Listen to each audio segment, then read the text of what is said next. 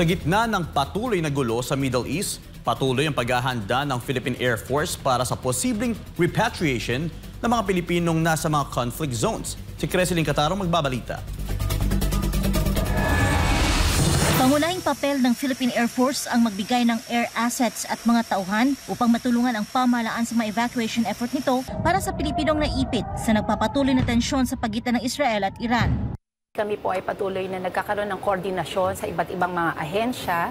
At kami po kasi ay force provider, no? Kami ho magpo-provide ng air assets at mga personnel na kailangan para maisakatuparan natin ang needed na evacuation para sa ating mga kababayan doon.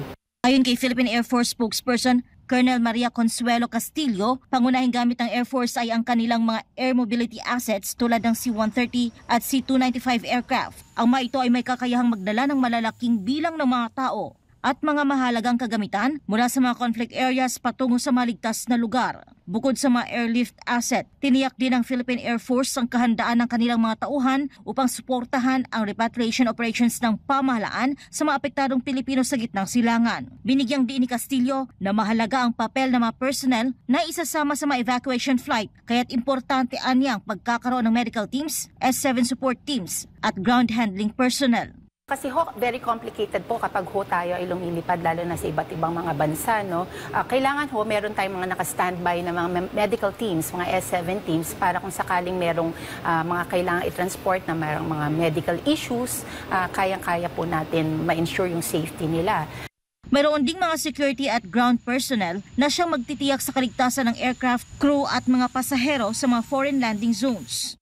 Kailangan din po natin ng mga ground personnel for security ng ating aircraft, mga personnel natin also for ground handling, no? Kapag ko kailangan nilang refuel sa mga areas. So, yun po, kasama po sila sa grupo na pinapadala natin kapag meron po mga evacuation overseas.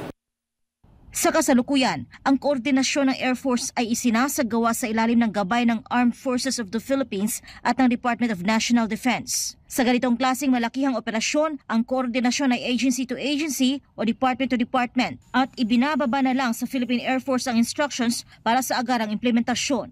Para sa Diyos at sa Pilipinas kong mahal, Creseline Catarong, SMNI News.